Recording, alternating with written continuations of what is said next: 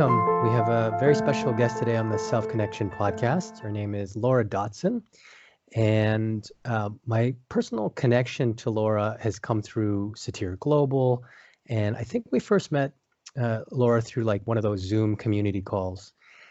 And when I heard you speak and talking about your experience doing international work, I felt a real resonance and a yearning to connect with you. And Laura, you're one of these important leaders, I think, within the Satir community. And it's kind of like I think of this specific group of elders that I've met as like the Jedis of the Satir world or within the therapy community, and that are working to have this really positive impact in the world globally in this very humble way and sharing this deep and rich wisdom. So I consider Laura to be an exemplar of this. Just a brief summary of some of the things that I've learned about Laura. She did her first training with Virginia Satir in 1963, and she was a close friend of hers, of Virginia's, and was actually by her side when she died of pancreatic cancer in 1988. In addition to her extensive training with Virginia, Laura is also a Jungian analyst and did her postdoctoral thesis integrating Virginia's work and Carl Jung's with her own insights. And these two major influences are also major influences and inspirations of mine as well. I see Laura as a key leader in the sharing of Virginia's work, and I'm really excited to connect with her today. This is the first of a series of conversations that I hope to have with her. She's traveled to many parts of the world, including Russia, Lithuania, and Thailand, offering trainings and workshops, and has been doing so since the 80s. Is that right, Laura? Since the 80s? Well, the first was 1990, but with Virginia, it was 1988. 1988, okay. Yes. And so I'm really excited. I know I've got a lot to learn from her wisdom, and these series of conversations is hopefully one way. I know we're going to meet within a month at a conference, so I'm excited about that.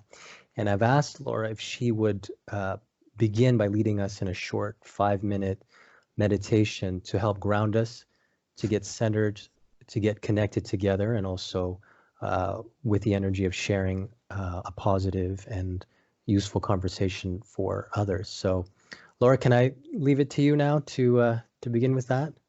Sure.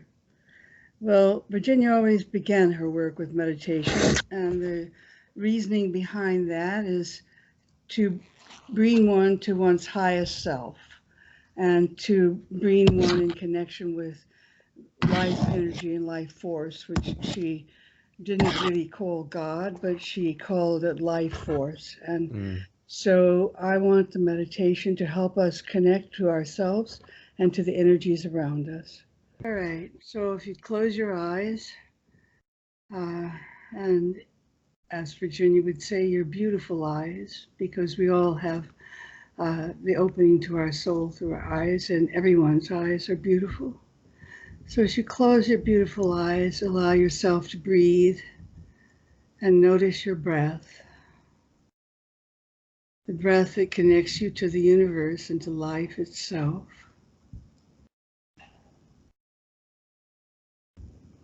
Don't change your breath, just notice it and follow it as it goes in your body, as if you were a leaf of awareness, just gently going over your breath.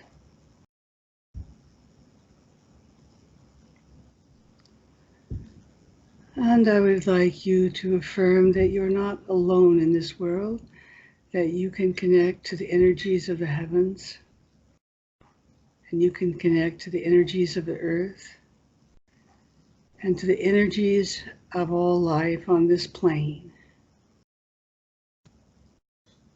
So allow yourself to feel those connections as we explore ourselves today as an interesting endeavor. So allow yourself to prepare for exploring yourself with curiosity, no blame, no shame, but curiosity about who you are and what your uniqueness is.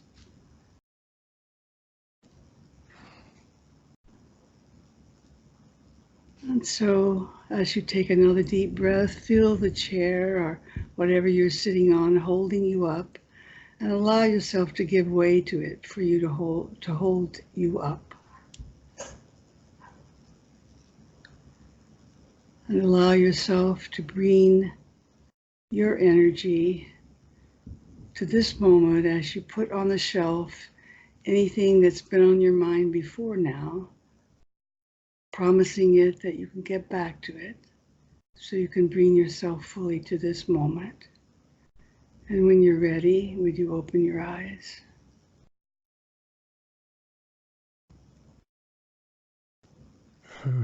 Thank you for doing that, Laura. Yes. Well, it's good to be here with you, Yes. albeit Yes, you virtually. will.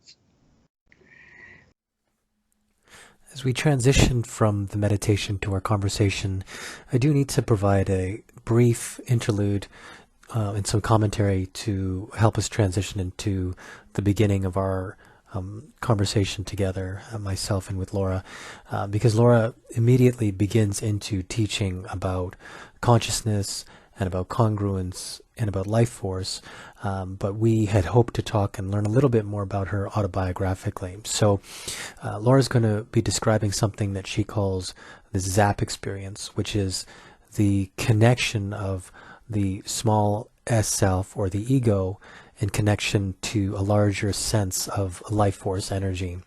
And when talking about such things, I think it's important to contextualize it with one's own experience, one's embodied experience, so that people can relate to it more realistically and that they're not necessarily talked about, at least in the beginning, as abstractions, because I think if it just stays at that level, it can be not very meaningful to hear about concepts and theories. So I invite Laura to share about her experiences of what she's calling ZAP, or what I would call a feeling of deep self-connection, or what others have described as a connection to a greater life force. Laura, would you be willing, that ZAP kind of moment, this is something I think that's evolved probably into your consciousness. Would you be willing to share, because I was hoping to hear a little bit more autobiographical things at the beginning to contextualize you and to sort of frame some of these learnings that you're getting into. Can you share your own experience of coming into that awareness? Yes. Well, thank you. And I had forgotten any introduction about myself. And You're just ready to teach. You're ready to share. And I Yeah, think it'll help to put you within a context of right. this this journey that you've been on. And I was reading this book, which you wrote a chapter in, which Mhm. is Virginia Satir, Her Life and Her Circle of Influence. And there's some autobiographical pieces about you in there. And just in reading the first few pages, there's a few things that I do want to quote because I think it'll segue us into some of our topics for today. But on that topic of that feeling of connection to life force, maybe what I would call self connection, this capital S self. Uh, what was your sort of early part of that? It seems like you were a teacher at one point, and then you transitioned to social work. Can you share a little bit about yourself? Yeah, well, my parents wanted me to have a marketable career when I graduated, and my interest was in theater and psychology, Hmm. which actually later led me into psychodrama. But these weren't so marketable with a bachelor's degree, and so I did a degree in education and taught the fourth grade for a year. And as a teacher in the fourth grade, I had an experience that later I found was quite like Virginia's. The children would come to school and I would notice if they looked tired or if they looked distressed. And I wondered what happened to them at home. Mm. Or if they were joyful, what had happened just before they came to school. And so I began going home to the children's homes and visiting their families. And Mm. this, at that time in 1960, 1958 and 1960, that wasn't the thing to do. And the principal was not happy with me doing that. Uh, but I realized in this way that I was much more interested in the child's emotional development than I was in whether they learned their multiplication tables. Mm-hmm. And so that led me to go to the School of Social Work. And I, like you, when I went to the School of Social Work, felt, oh my, I'm not learning here what I can use, and I don't know if I like this career or not. And then I ran across an article about Virginia Satir, family therapy, a new way of working. And it was about Virginia Satir and Carl Whitaker and Murray Bowen.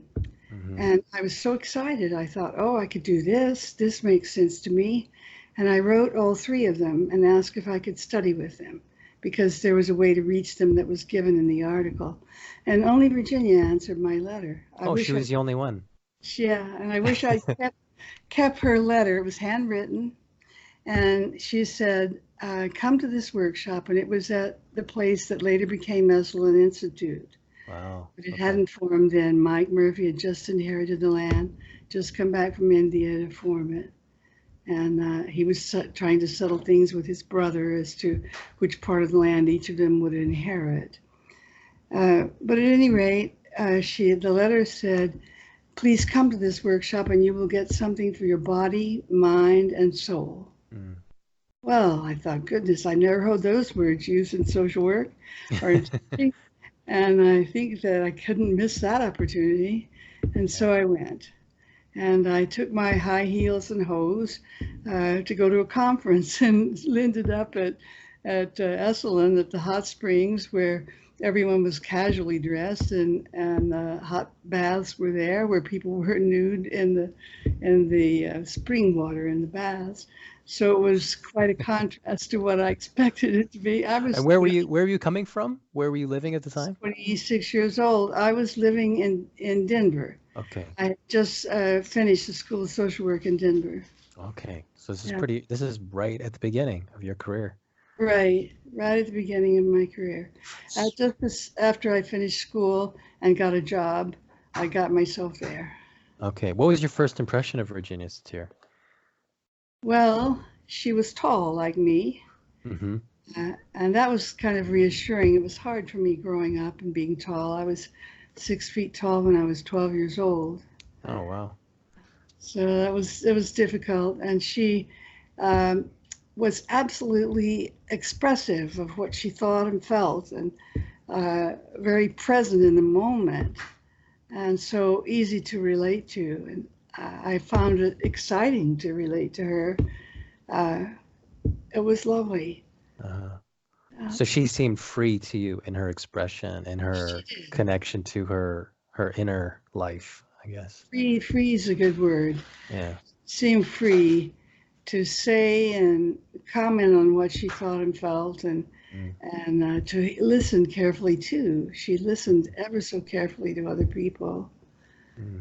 So I was so excited about meeting her, and I determined then that I would study with her as much as I could. Mm-hmm. And fortunately, I had taken as my first job in social work, working at Fort Logan Mental Health Center, which was one of 10 experimental hospitals that the National Institute of Health had funded. Mm-hmm. And it funded it for the purpose of using experimental and new ways of working, no locks on the doors, relational and community oriented. Mm-hmm. And so we had living with us and teaching us for 3 years. The man who founded Therapeutic Community, whose name I'm not finding right now, Maxwell Jones, Okay. from Scotland. Okay. He came and spent 3 years with us, teaching us to gather all our patients from one catchment area where we worked in a community every morning and have a community meeting, which is very much a part of Virginia's philosophy, is building community. These people knew what was going on with each other. They knew the meds each other took. They understood what the meds were doing for them, and they understood what their goals were in the hospital and what they wanted to accomplish, what distressed them in their lives, and so they could. This is an adult population?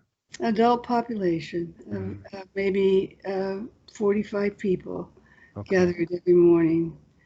And it was so effective and so supportive and so loving. So the patient didn't feel alone in what they were doing. Mm-hmm. And we wanted to bring all the other innovators. So I said, well, bring Virginia. And of course they did. So Oh, wow. every year for the 9 years that I worked there, Virginia came 2 or 3 times a year. And she and I did a group on stage of adult schizophrenics and their parents. So the parents were rather old, really. Mm-hmm. And I did that work when Virginia wasn't there, and she supervised me in it. And then when she came, we do it on stage with maybe 500 or 600 in the audience of Oh, people wow. in the Denver community who wanted to learn to work with schizophrenics in a family therapy way, or Okay. even to work in a family therapy way with anyone. Right, right. Because at that time there was a lot of national funding towards research with family therapy and with Right. this like schizophrenia specifically, or with um, Other uh, diagnoses other as diagnoses as well. But that was I think that pushed a lot of the innovation around family therapy. That there was a lot of research happening at around, I and guess, the 60s and in 70s. the 60s and early 70s. Yeah. And we sent every sixth person home, regardless of the diagnosis, as long as they had a family. And we went home with them. And every day we spent all day with them at home. We learned about their neighbors. We learned about any affiliations they had with church or community or relatives all around their larger community that could be supportive to them. And we Mm-hmm. tried to educate all this community beyond blame to see what was going on with this person and this family so that they could be supportive. Mm. And the follow up on this was 5 years and then 7 years. And it's really quite true that there were much fewer readmissions to the hospital, that economically it was far more economic because we didn't have the hospitalization, Right. that the people stabilized far more than people even in the hospital. So it was, Mm-hmm. and even so, that's not being done today. Yeah, so I wanted to get into that in terms of what did you witness or observe and what was unique about the way that Virginia worked? And sort of a second question that maybe we can hold because you're already getting into it is um, what how do you define systemic? Because I hear you describing that, those layers and layers of working with the family and with the community and with the hospital. So yes, I guess the broad question is what resonated in when you witnessed and watched Virginia work? What were the highlights for you and what you were learning from her? Well, this deep respect for every person is the foundation. There's no shame, no blame of anyone. And to do family therapy, one has to rise above any blame of anyone because the issues are systemic. Hmm. Maybe the one person has the symptoms, but sometimes they have the symptom for the whole family. Sometimes, like in schizophrenia, it has some biological roots, but nonetheless, the problem is not the problem, as Virginia would say. It's how we cope with the problem. And Hmm. so the family had learned, they didn't know how to cope. They tried everything they knew what to do. And that's what Virginia would say to people. We know that you've already tried everything you know to do to make Hmm. things better. And we know you're here because you run out of ideas. And so we want to help you to find ways to work with this issue that your family is having. And so that absolute faith in the people, we know you've tried everything you know to do. Okay. I think what's interesting about this is it makes me think of sort of this general stance that most therapists know to take to be compassionate, right? But I think there's a practicality to what you're describing in terms of actually logically understanding that blame isn't going to be useful, and that like I think like tools like family reconstruction or working with the whole family system or looking past into multiple generations was a way at getting at real experiential compassion, like it really felt compassion. Can you describe how Virginia incorporated that kind of family work, and because I think my curiosity is around how to have that grace, right? How to actually embody that and to really genuinely feel that beyond just the abstraction. You know, um, Virginia spoke of how she prepared herself to meet any client. And maybe that's a foundation answer to what you're asking. Is she would say that when I'm getting ready to meet a client, I first want to put on the shelf anything I've been thinking or doing before. I can promise I'll get back to it, but I'm leaving it for now so I can be fully present. And then I want to connect myself to the energies of the heavens and the earth and the energies of, on this plane so that I can bring as full energy as I can to this moment. And then I think about this person I'm about to meet or this family I'm about to meet, and I think of them with a deep respect and even awe. Now, isn't that a big word? Whoever would use that in therapy. But respect and awe. Yeah. And she would say, not for their behavior. It may be something that's very hard to deal with, for their essence. We're all miracles. And so I'm about to meet a miracle of creation. And I feel the respect and awe for that person. And when I am in that state, I can turn and take their hand because she believed that contact is a basic way of connecting. And I can look them in the eye and say hello. So it's that attitude that she brought. And she didn't feel she had any answers for what to do, but she wanted to join the family in exploring what was happening and what choices they could have for other things to happen. So she joined them in what she called being a detective. And she showed that with actually a detective hat in a humorous way, but it's a hat of curiosity, being more curious than blaming. And she's teaching the family all along to move beyond blame of anyone. And she would even say, you know, blame is one way we do to try to understand what's happening. We say, oh, she did it or he did it, because we want to understand why this painful thing happened. And we don't, in our minds, have a broader way to look at it. Right. So I want to help you to see this beyond blame. No one here gears their life to injuring and hurting a child that they have. They don't plan to have a child so they can hurt them, you know? And so people are not out to do that, except maybe as revenge when they've been hurt so much. But that's not basic in our human nature. It's a reaction to pain. Yeah, I think Virginia introduced me to these beliefs about the world and about people that they're fundamentally growth oriented, and that like a pathological focus of reducing symptoms is only one level, but that connecting to this essence I think you're describing is so important, because there's a life force, a direction. And I had this, you know, I was at a body of water recently and just watching with my son the waves coming towards us and just witnessing that and thinking there's a movement of some kind of life inside of us that's like those waves. They're moving in a particular direction, and that direction is towards the expression of some kind of life. And sometimes I can get caught up in some kind of negative, stuck pathology like blame, whether that's outward blame or inward blame. But that life nonetheless, and I think the ability to make contact in that way of what you're describing, contact with the essence in the person or in the family, is so important. But it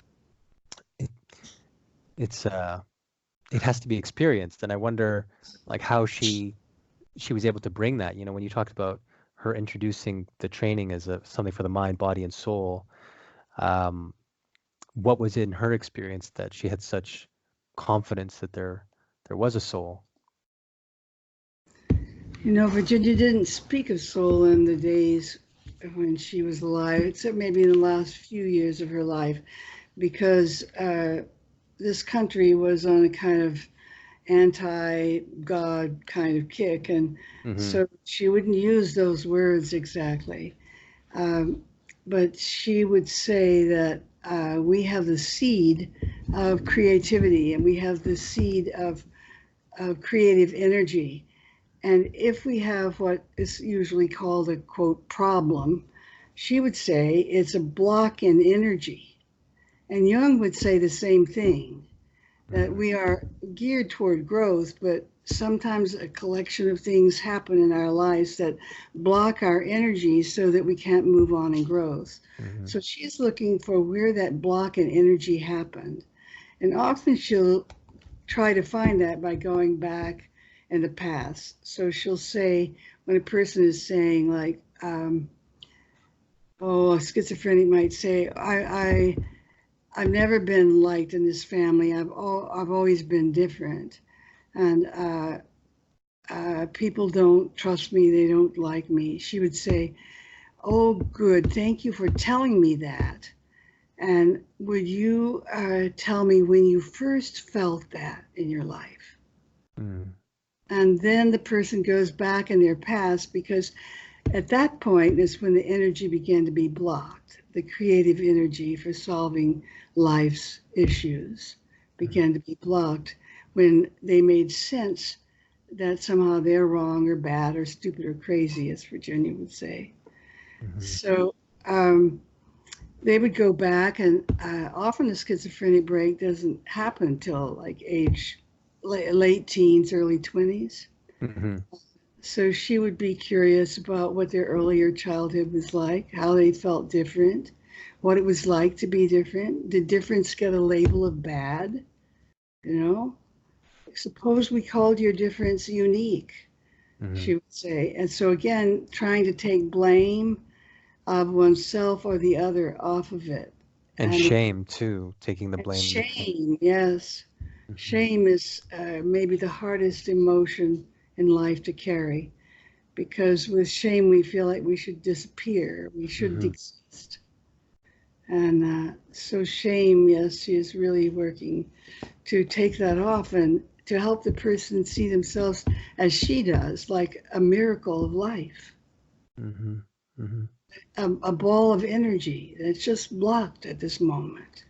So I want to come back to our original question, which is, I can't remember how you described it, this kapow state, or this sense of connection to that uh, life force within you. What was your earlier experience of that for yourself? Um, You know, I had a lot of upbringing in religion, in the Southern Baptist Church in Texas. And I felt, and my parents weren't like fanatic to the rules of the church, and they seemed to, my mother particularly seemed to have something very precious, but it was robed in all this framework of the church organization. mhm, And I was trying to find the essence of what it was that she seemed to have. And so I looked, I was searching. Um, And I too had the feeling I'm different. I was uh, less than 100 pounds and 6 feet tall, and I felt shame at having too long legs. I used to imagine that I could cut a portion of my upper leg off and put it back together so I'd mhm, be shorter. mhm, Uh, Somehow I wanted to be more acceptable. right. Virginia had a great sense of humor. She would say, I tell you how you deal with that. You know, when you say goodnight to your boyfriend, you, because I was like 25 when I met her, 26, Mhm. you come to the door and you step down in the flower bed. So you'll be shorter than him. She just treated it with humor. It was Yeah, so precious, so yeah, precious. Yeah. yeah. So that was my experience in shame, and also my siblings were very oriented to. Well, one is a pharmacist, and the other is a big time uh, accountant for Exxon, comptroller for exon Mm-hmm. at the highest level. And so they both have exacting minds. And I have a very different approach to life. I'm looking at emotional well-being, and that's just not their way of thinking. Mm-hmm. It's the way they're wired. And so I was often a threat to my family when I would speak about emotions, or I would ask about emotions. Uh, my At what age were you starting to do that? very young, very, very young, maybe 4 or 5, I first Or remember that. yeah. And I, like all children, tend to take any issue that's happening in the family as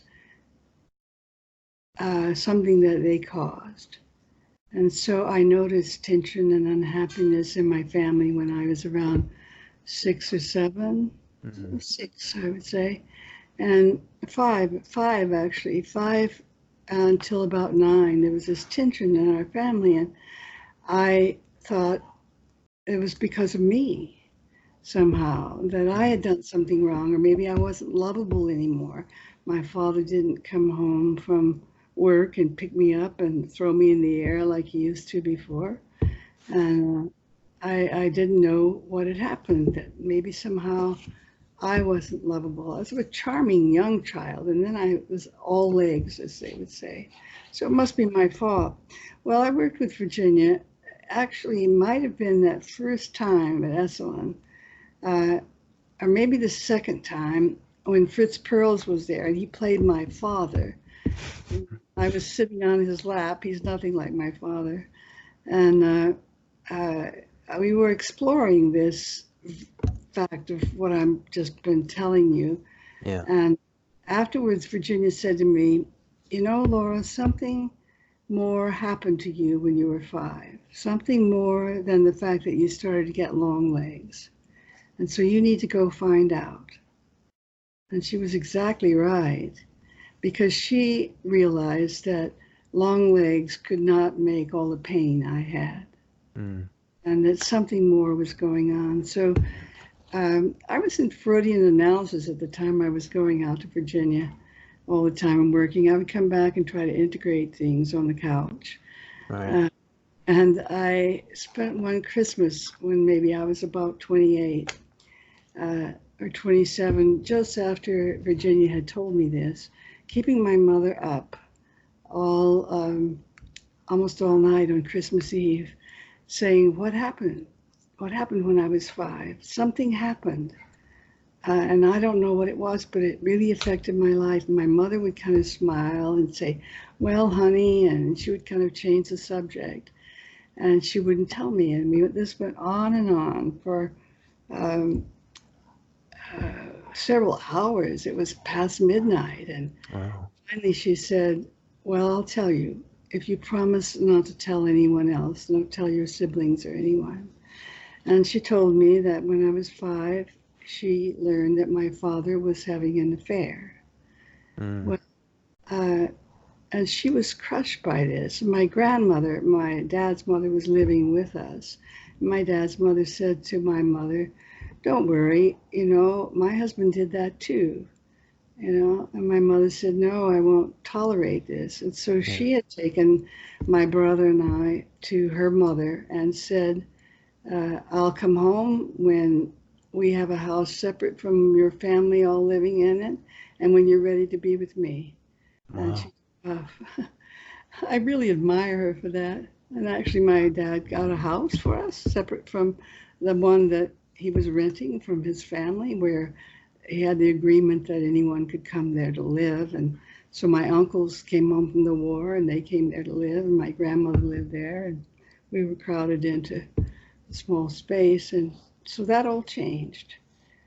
And my father, well, the war ended. My father was one of the few people who was in the States during the war because he had a injury from pole vaulting as a teenager in high school. Mm. He couldn't go to the service, for which he felt very embarrassed. But here's this tall, handsome man, one of few around, and so it's not surprising that a lot of women would be so Right. keen to him. Right. So when the war ended, that affair ended, maybe not just because the war ended, my mother became pregnant with my the third one of us, who was 10 years younger than me. Mm-hmm. So why was I telling you all that? So can I ask about this? What did you integrate, or what did you expand in your awareness after learning about this? Well, you know, when my mother told me that, I began to cry, and what came out of my mouth is, "Oh, you mean it wasn't my fault?" Mm, Because I had incorporated as somehow I had caused the family right. pain. Right. And so it was a great relief to me. Mm, What I had learned, and this is relevant to what we're trying to do with in our talk today and for the next three talks, is uh, I had learned shame. It's a reaction to anything being wrong. And what happened to me is I expanded my possibilities for how to react to something wrong mm, beyond what a little child would do, thinking it must be me. And right. I realized, my, so many other things could be going on far beyond me. I'm not the center of the universe, Right. as a child thinks.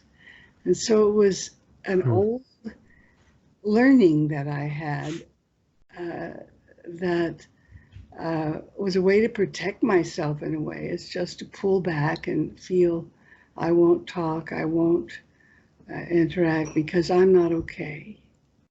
And suddenly I realized there's so many other ways to look at things. So it was immensely freeing. So it seems like the survival, and I don't know what your coping stance was at that point as a 5-year-old, but it seemed like you went into this freeze mode where I have to stay small, I have to not act, I have to not maybe be seen.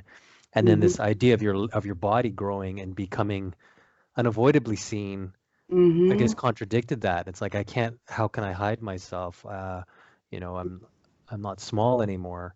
I wonder how would you describe the survival coping, the way that your behavior manifested as a young girl? What did you decide? I didn't become a woman really until after this work with Virginia. Uh, I just felt not to be seen, not to be uh, Hmm. noticed. And so my way of thinking of myself was uh, maybe even neutered. Uh, and I couldn't move from childhood into being a woman, a sensual woman. Hmm. Hmm. And that leap came with this work with Virginia. Mm. And I think speaking of life energy, I mean, even in the Freudian sense with libido, it's like to not be in touch with that energy is like, well, to be disconnected from the ability to have intimacy with a partner, or and to be disconnected from your creative energy. Mm. Um, oh. Yeah. So it sounds like those encounters with Virginia had quite a significant impact. Yes, definitely. It's hard to separate it all out because I was in Freudian analysis at that time, Hmm. but the impetus, the explosion, if you'd say, of feeling and insight would happen with Virginia. And the integration would come when I came back. I had someone to integrate it with. Yeah, beautiful. Yeah, Yeah. Hmm. Thank you for sharing that. That's, sure. hmm. It's a lot. Yeah. Yeah, yeah.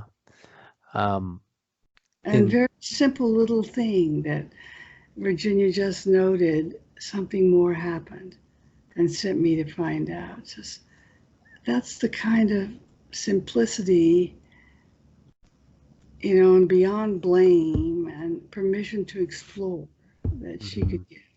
hmm Because I think, I mean, as a general theme, you're unraveling the shame and how I would describe it as like self-disconnection or disconnection from life force, the shame of I don't want to cause any more pain, or if this is all my fault, I don't want to keep, I don't want to do any more harm and feel even worse about myself.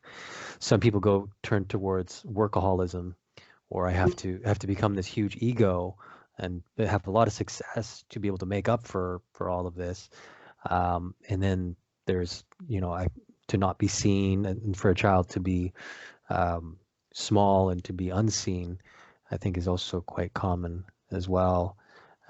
But to unravel this shame, I think is a huge theme that is ever present, and a lot of what the people that I work with struggle with, Yes. and yeah. It- yes. I think so. And uh, I think the application of systemic work beyond family systems and our internal systems that internalize shame, we can apply this systemic ideas to cultures. Mhm. And I experienced in my work, uh, in Lithuania particularly, a whole nation of shame. Mhm. Mhm. And I helped establish a Jungian Institute in Vilnius, Lithuania. And one of the weekend intense workshops I did, or 3 days, was on shame. Mhm. And I was presenting it. I felt very compelled to present this. I was presenting it in families, and someone raised their hand and said, "Laura, could there be a whole nation of shame?" Mhm.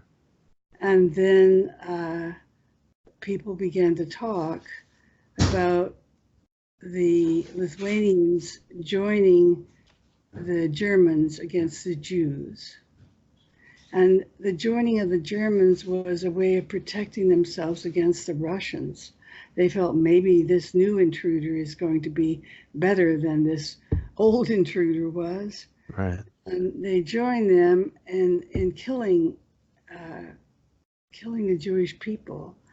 And so there was an orchestra in the town center in Vilnius of Jewish people, and each night there would be fewer people there. Mhm. And the people were climbing into the Japanese embassy over the fence because the Japanese were giving visas, and they were the only place that was giving visas. Right. And it was contrary to the emperor's wishes, but the local uh, embassy was giving them anyway, Mhm. so people could get out of there. But there were many stories. Once it was safe to tell them, people began to tell their stories about, like, being, one man was talking about being with his uncle on a train when his uncle got off, left him there for a little while and went into the woods. He could hear shooting going on. And then his uncle came back, and they had taken Jews into the woods and killed them. And this boy, this man now, who was a psychologist, but psychologists could only do research, eye-hand coordination, such as that, because it would be an enemy of the motherland to have a philosophy of counseling Right. uh, under communism. So he couldn't speak about this experience, and this was like 3 years after the failed coup, that he just wept and wept and wept and told his story, and many other people in the group told their stories. But that was a whole nation of shame. Mhm. And so it applies to all systems. Yeah, yeah. I think about, this the international work that you've talked to me about, you're describing now, and you've talked to me about before, and the piece of your own personal work that you talked about in dealing with shame, and how the the insight or the connection to the context of what happened around you, not just within you, and then being able to speak about it, to express it in relationship. in relationship to your mom, in relationship to the work you were doing in analysis, in your relationship to Virginia, freed up that energy. You know, this psychologist, that the expression of it, and then the embodied expression, the tears, the expression of pain, and of all of the emotions surrounding that is what's that healing power is. And I guess one of the things I wondered if we could touch upon is some of any other highlights of what stood out to you in those early years of meeting Virginia. And if you don't mind, I want to read something that you wrote that has to do with the body in your impression, and maybe we can go from there. Would that be okay? Sure, go ahead. Most of the years I knew Virginia, I sensed the profundity beneath her work's dynamic simplicity. Only more recently have I been able to articulate how I see her impact on holistic thought and the development of psychological theory and practice. Core elements in her work since the 1940s are only today becoming acceptable in mainstream psychotherapeutic thought. In a Chicago children's home in the 40s, for instance, she never hesitated to follow the orphan clients to the place of their pain.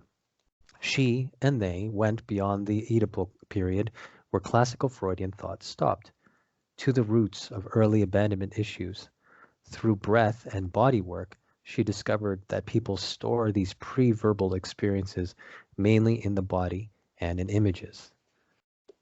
So I found that fascinating because, you know, work with the body is becoming more, I guess, evidence-based with things like sensory motor psychotherapy and a lot of the trauma work that's coming out, Peter Levine's work and so forth. And there's more, I guess, acceptability of thinking about work in that way. Can you describe your experiences with that? And I know you had training from several people. Fritz Perls, the founder of Gestalt therapy as well. But with Virginia specifically and your experiences with her, what did you learn from her about that, about body and how important it is? Oh, there's so much to say. I'm just sorting through my thoughts. Yeah. Take your time. I'm thinking of my experience and meditation when Virginia was dying, and she asked me, what shall she said, I'm so afraid. And I said to her, what should we do about your fear? And she said, well, if I knew, I'd tell you. And I thought, well, I'm going to have to know. I'm going to have to find out. And so I went into a deep meditation in the room next to hers where I was staying. And I jumped up after about 15 minutes and started to run to her room. And I did not know in my head what I was going to say to her, but I knew in my body. And then it came to me in words in my head. And I said, well, this is what we do. We know that this is right now and that you're going to die. And she said, yes, in about a week or so. And so I said, well, what we do is we think about each moment, what needs to happen right now. And then we do that. And then the next thing, what needs to happen right now, and we do that. It was extremely comforting to her. And I had no idea in my mind what I was going to say to her when I got up, but my body knew. Mm-hmm. So this is a cellular way experience that I had, and there are many more, I'm sure, if I stop to think about them. Laura, what did you experience in your body through this meditation and as you came out of it with the insight that you did? Do you remember what you felt? Excitement. Excitement. Eagerness to get back to Virginia and share what I had learned that I was excited about. You know, I'm remembering in 1971, I organized, what took place is the first month-long training that Virginia had that I organized through the Evergreen Institute, which was a center that 3 colleagues of mine and I had established in Colorado. And one a lovely woman named Jackie Swartz was there. And Jackie carried a lot of pain in her body and tension in her body, and very quickly could be in tears and not exactly know what brought her to those tears. And Virginia knew that her mother had died in an accident. Well, not immediately, but after being in a hospital bed in the middle of the living room for about a month, she died. And Jackie was in this automobile accident. Mm-hmm. And Virginia wanted her to find her experience at that time because she felt that that was stored in her body. She was maybe only 3 years old. Right. And that was affecting her life now. As Virginia knew that trauma in childhood is stored in the body, and that we make conclusions about it and behaviors based on it to protect ourselves. Because when we're so little, we haven't had much life experience and we don't know how to take care of ourselves under such extreme and unusual kind of agony. And so she had her on the floor, as Virginia did her orphan clients where she worked in the 40s in Chicago. And she said, you know, she was just ever so patient and following what I call leading by following a half a step behind. Mm. I don't know if Virginia ever used that phrase. Have you run across it in her writing? No, I haven't. That doesn't sound familiar. I think it may be something that I put together by describing how I want to work and how I saw Virginia working. Mm-hmm. It's like I don't know where I'm leading. I only am following. And I listen. I'm looking very carefully for the next thing the person will say that will direct me where we're going. And I'm trying to read their body and mind, their emotions, their breath, their posture, everything about them to try to help them surface what's almost conscious, but not conscious yet.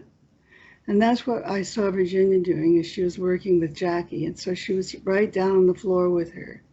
And she was saying, where are we right now? You know, I don't know where we are.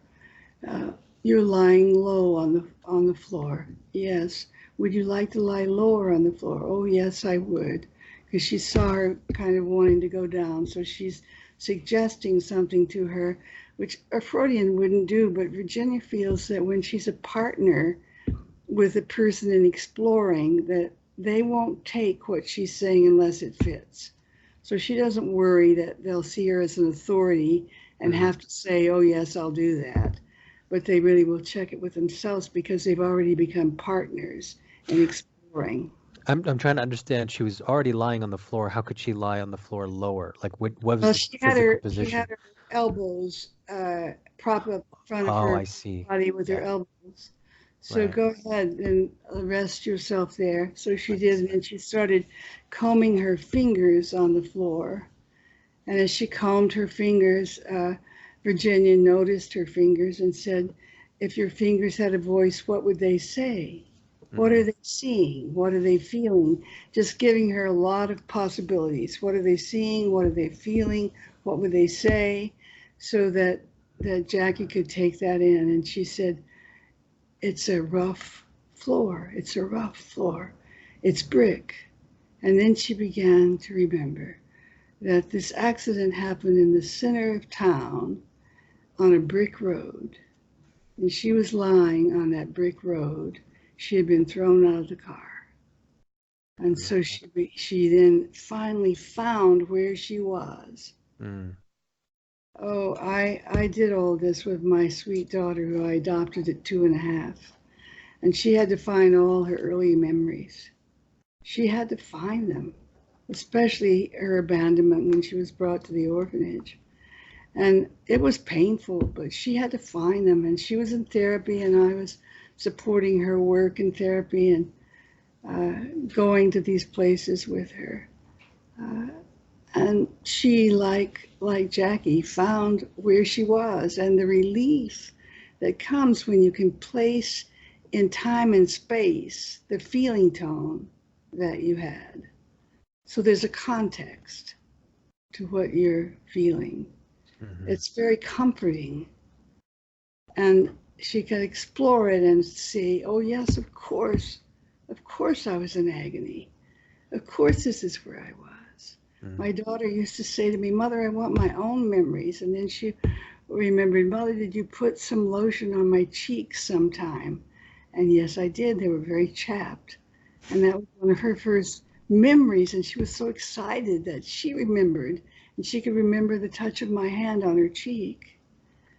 It was so comforting to have a memory to become familiar with that part of her life that she had repressed. I'm curious with, in doing that work, obviously setting the context is very important. So it's safe enough for those memories to surface. And I have this, as you're describing it, with Virginia stroking Jackie's hand or touching her hand, that there was a soothing, there was a comforting, a presence that she felt in that, but maybe also that she sensed something about her hands that was important to resurfacing this memory. I wonder what else you saw or witnessed in the way that she nurtured the context or directed the context such that important memories or healing or moving through experience could happen. There's no way in which she interrupted Jackie's process. She wouldn't have Jackie look at her because that would interrupt her process. She's looking at the floor. She wouldn't ask her something that she wanted her to answer directly to her. She'd ask her something in a way that she would explore it in herself and in her body as she was on the floor. Mm-hmm. So Virginia was not in the way of what she was doing. Right. She was just a presence to help Jackie find what her body was remembering. So I think that art of staying out of the way as a therapist, so important. Yeah. I think of the word guide, and I don't know if Virginia used that word. I think she had, but that she's a guide, and you're in your experience, but having the presence of someone, a trusted someone, to guide you in what is a universal, at least on some level, the universal human element of that, of moving through pain, of needing love and support through that pain, and having that communicated some way through voice tone or touch or through your eyes. I think all those ways, voice, tone, touch, and long before she was on the floor, Jackie had felt partnered with Virginia and felt that Virginia wanted to go with her as far as Jackie could go. Yeah. And that bonding happened before she got on the floor. Sure. Yeah. These are such, I think, powerful images, and I think also very inspiring to hear for me in terms of what I aspire to be in the kind of therapy that I try to do with people, and a reminder of what the essential ingredients are, I think, of that. So I thank you for sharing. Sure. It's very thrilling to think about, that we can go on a journey to explore ourselves and have a partner who will just be there to facilitate it, not be in the way of it. Yeah, and not contrive or force a pacing that doesn't fit with the I think that person. Freud tried to do that by sitting behind the person and allowing them to free associate. This is the same idea, to stay out of their way while they explore their inner life. But and one could have a relationship with an analyst so that they felt some trust that the person was being with them and letting them explore. But you know, the analyst would not say much, would not convey the caring and support. Yeah. So many wouldn't at the time I was in analysis, anyway. So that It's a blank slate. It's yeah, that image was that ability to journey with a person like Virginia did was just not there in my analysis. mm. Yeah, I think, I think what's an essential ingredient to powerful and healing relationships and therapy is when the self within me, the life force within me, can contact that higher self within you, and all the things that surround that, the personality development, the survival patterns, all of that can start to become fluid again when there's that kind of contact. And I think when there's an overemphasis or an orthodoxy towards method and technique, then it's easy to lose that which I think is the essential ingredient, like to really make a human contact. But in the at least the video that I saw of Virginia, she always worked with that connection. Like literally, it would be the physical connection and holding someone's hand or touching them on the back or somewhere. So Touching for quite a while in psychotherapy and even now has been very questionable. mhm. And a lot of people are concerned about being sued for sexual overtures and so forth.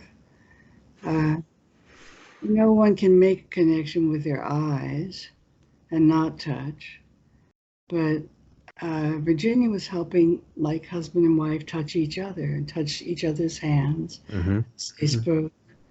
And so for her to be in there with the physical aspect too, that body contact conveys energy and caring Mhm. in a way that the voice can, the eyes can, but it's enhanced by the touch. Absolutely. Yeah. It's I think it's the appreciation and the the full embodiment of everything, all the senses, all the emotions, all, the images that what I appreciate about Virginia, and she really empowered me to take those risks, to incorporate touch and to make sure that the senses were Mm. involved and to use sculpting and to use the whole body. And it's to not have access to those things. I don't think I could have lasted in this field and nor had a good time of it at all. But Right. um, It's a good time too. It's exciting when you can connect on deeper levels. It's absolutely. exciting for the therapist and for the patient or the client. You know, I was going to tell you something about uh, what was it you just said?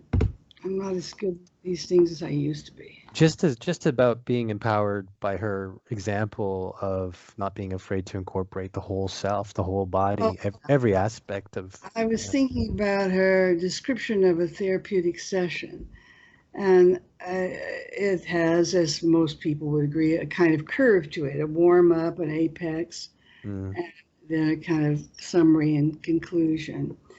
Uh, but as you move toward apex, there's a great deal of risk that the therapist has to take. Otherwise, it's like having a cup of tea with somebody and touching on something, but not leaping into it. yeah.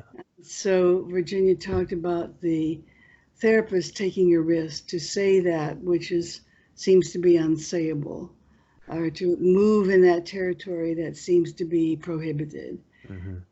And if you're wrong, then you'll get the message. The client will uh, show you in the way they look or the way they hold their body, or sometimes just verbally clearly say you're not with me. So you can back up and go somewhere again. So you have to be willing to take the risk and be wrong if you are. But if the risk isn't taken by the therapist, then productivity can't happen. Well, I think that kind of risk taking is not just within the professional domain. I think it's to do that as a therapist and to be an example of that, that people can take that kind of risk taking and sharing of what's happening inside of them, and that it can be a healthy, life affirming thing to do, to say what it is that's happening inside of you without the need for certainty, but that you're you're thinking relationally, right? And really, that's, I think, the depth of a dialogue, is if we can put these things out, my perceptions or my wishes or my hunches about things, then we can sort of co-evolve our understanding. And that uh, is not just, I don't think that should just be reserved for people with the hat that says therapist. I think that's a universally human thing. Exactly. Yeah. Yeah. That's how we create together. Yeah. Yeah. Virginia would So, love to meet you, Tim. oh, of You course, I would get have loved to meet her. Yeah, you get what she's about. I hope so. I hope so. I feel uh, a deep, meaningful kind of connection to, let's say, her spirit that inspires me daily. And I think to have a contact with you is such a privilege, that you express a similar um, heart and humanity that I'm inspired by. So thank you for joining me. And